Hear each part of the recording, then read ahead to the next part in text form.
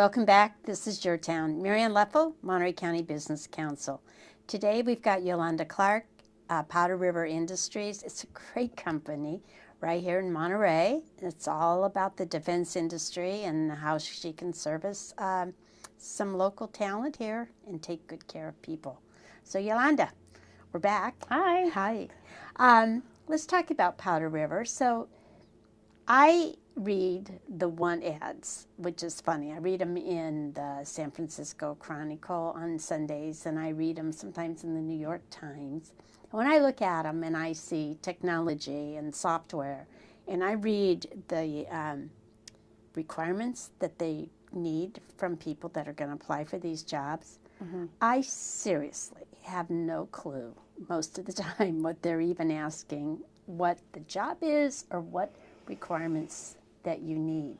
So I'm guessing you run into some of that. I mean, not that you don't know what they are, but that how do you find the people here locally, or how do you find them throughout your network that can fulfill the requirements that you have on these contracts? Yeah. Well, I'm the one writing those. Okay. So those things, those words you don't understand, that's us. We're terrible that way in technology. There's not a one-size-fits-all answer. Every customer, every need is different. So we don't keep a bench of people, but we hire the people that our customers need. Okay. So we work really closely with them to first identify exactly what problems they're trying to solve, because they may not be an expert on the human capital side of things to know exactly what kind of person or talent would solve the problem. So we listen to that, and then we search through our network. So the VAR side of things, like I mentioned, we have a whole bunch of partnerships with a lot of technology companies. So we're able to look across this broad spectrum of technical solutions. Okay. And then backward plan from that on, so if the customer has a particular technology they're trying to service, we can backward plan from that technology and what's required to support that. Usually there's some base level requirements in the contracts, so we'll meet those. And then I use a tiered strategy. So our headquarters principal office is on the University of Wyoming campus. I'm a Wyoming native. As we talked about earlier, I joined the military right out of high school, and I've just been going ever since. But putting my headquarters back home is a really good reason to get back home. And it's also a wonderful way to onshore some of the work that we do. So with our office on the campus, we're able to pick up a lot of talent from the university and then also train the gap. There's almost, and I don't think it's unique to federal contracting or Department of Defense, there's usually a gap between what is being taught at a university or college to the workforce. And so we start with intern development because you have different levels of talent required to provide service to the customer. They don't need chief architects and chief engineers to solve all their problems. Sometimes it can be done at a lower level. Oftentimes it can be, if that lower level is given the tools and resources to do the job and good guidance and leadership. So we start with interns and we train those gaps that we know exist with our existing customer base and the curriculum. And it's not that University of Wyoming has a gap on their curriculum. It's ubiquitous. It's nationwide.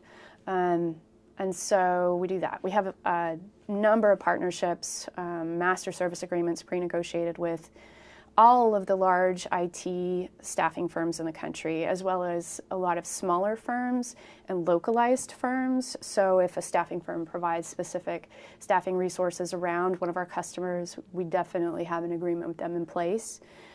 Because local matters, because face-to-face matters, right. And sometimes that local culture is really important to that customer, and we don't want to break that. We're not trying to do that. We want to give them what they need to solve their problem. And sometimes that's a deep cultural understanding.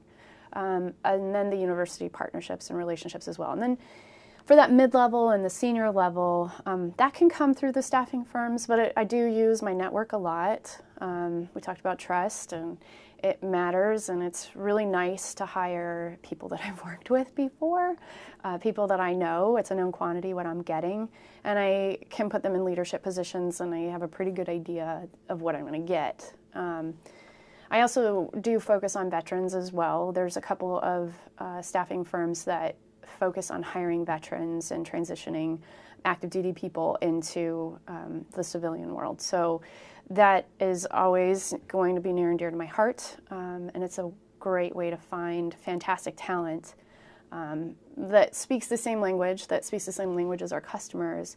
And I believe in them because I know what they're capable of doing. They don't have to prove it to me. You don't have to tell me about the last 20 years of your career. I believe you. I know.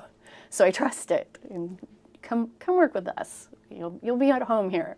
So, and then locally, with the Advanced Onion purchase, I mean, we only bought part of just one division of them, but some of that talent came over, which has been amazing. So that was just such an amazing experience to go through. Probably the best acquisition I've ever heard of, honestly. I think it speaks to the performance level of Advanced Onion and the leadership there. Paul, Mike Stewart, Cindy Tank, Tyler Houts, Mia Medeiros, all these amazing people that really made that transition as painless as it could possibly be. And so they're continuing to perform, and they didn't all come over, but some of them came over, and they are doing what they know how to do, which is make our customers happy and grow business. So again, the mantra is to stabilize, but as we grow, that intern model that we have at the University of Wyoming, I'd like to see that start to grow here. I'd love that. There's some intangibles in Monterey.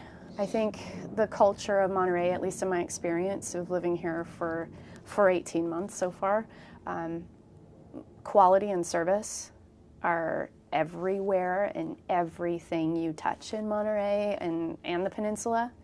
And maybe picking out some of the best of that and giving them an opportunity to learn some new things. You can teach technology to someone who wants to learn it, but you can't teach that quality, compassion, service, focus.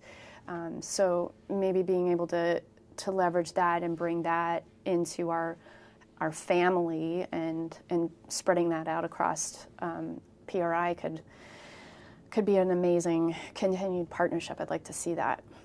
One of the things that Paul and I have talked about, and I've talked about it quite a bit with Northrop Grumman, is just trying to get people qualified with the security clearances that are required by some of your clients. Do you run into that? I do. And it's a pretty lengthy process. It is. That's another benefit to hiring veterans. A lot of, in the technical spaces, the veterans already have the technology certifications. They understand the mission and the operations that are going on within that contract, because the contract is really just augmenting the government staff or the military staff, and then they're already cleared. Starting with the internships, getting them while they're young, so to speak, or at least being able to give them the requirements and let them make a choice. Obviously, it's not our choice what they want to do, but if they want to take this adventure with us, these are the requirements, and letting them get their life organized in such a way that they can qualify and get through that process and then maintain it over time. The internships are a really critical piece to that, for sure. What I have found, and I sit on the county's workforce board, is that if we don't catch a veteran who's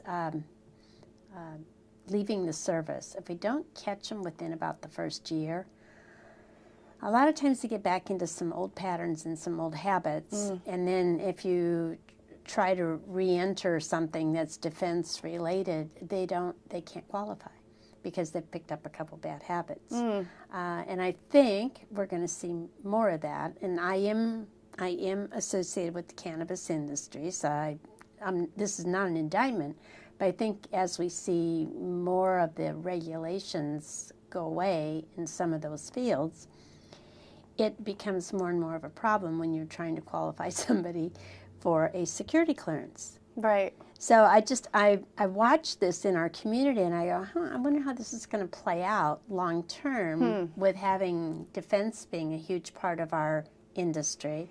But now we have cannabis as a growing piece of it.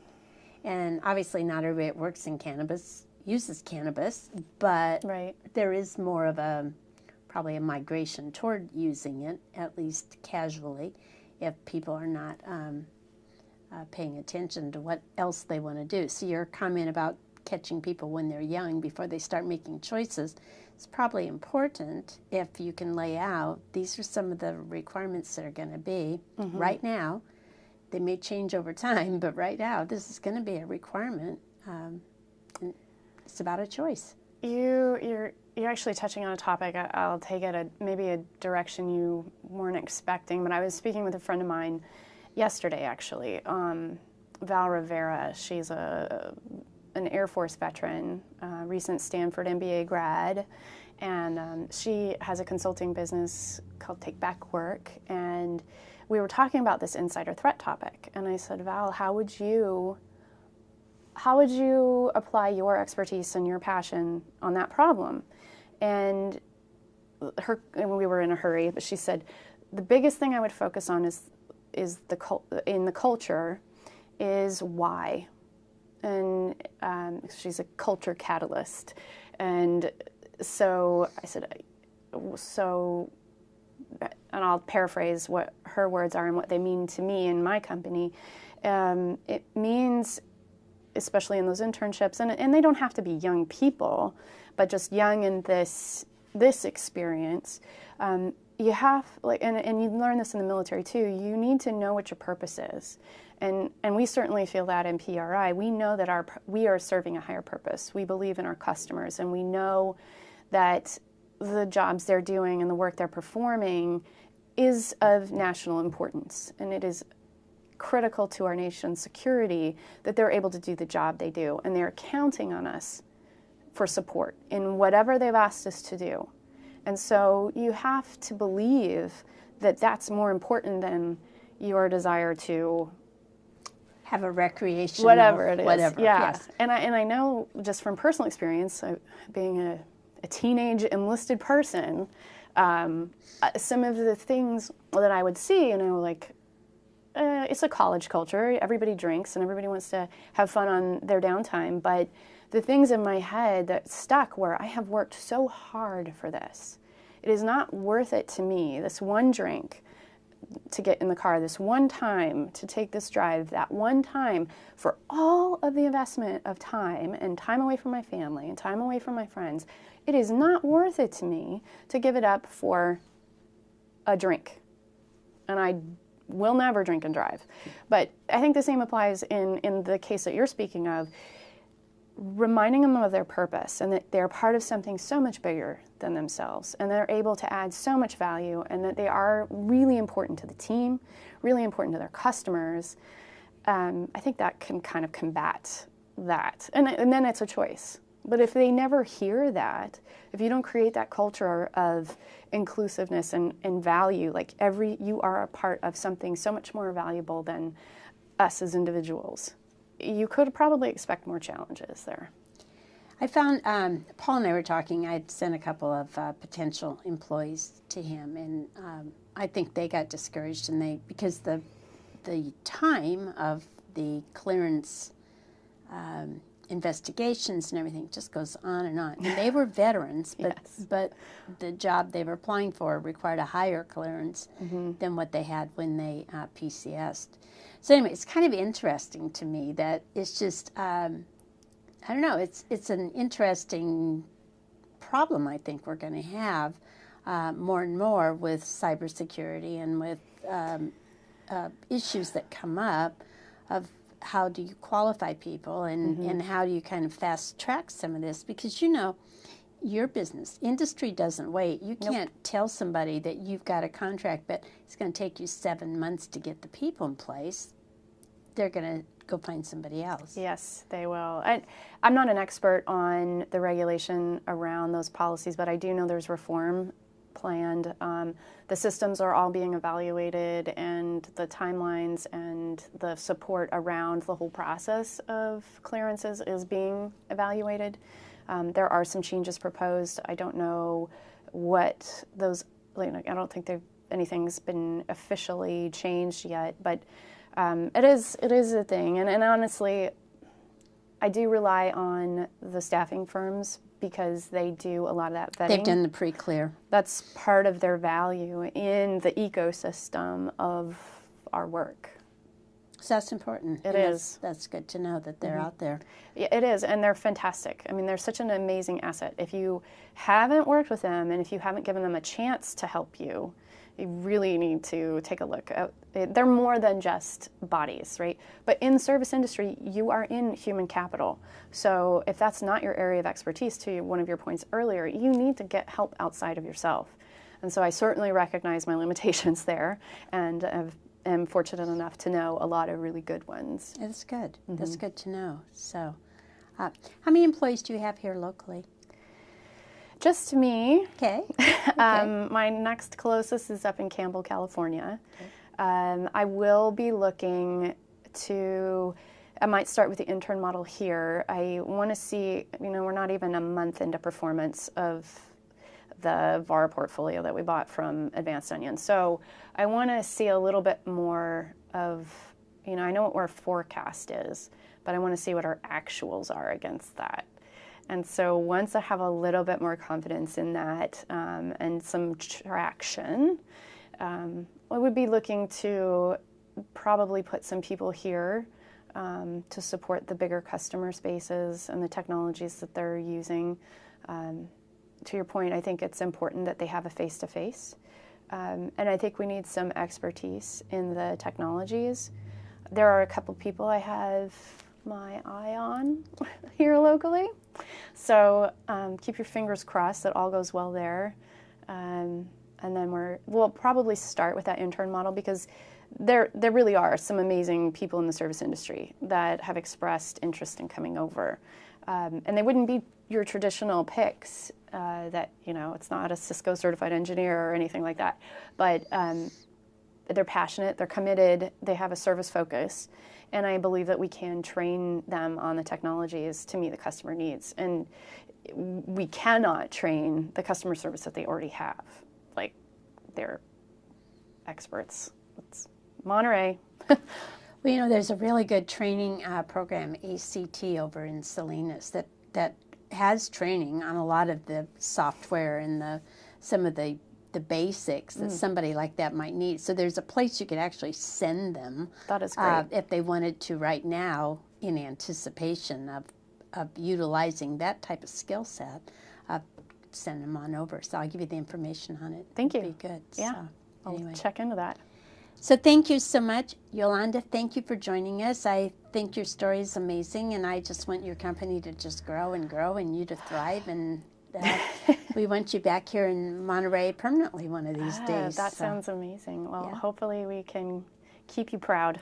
Yeah, no, you're doing a great job. So this is Your Town. Your Town is always fun, and it's always something new. So tune in next month. We'll see you then. I'm Mary Ann Leffel. Thank you.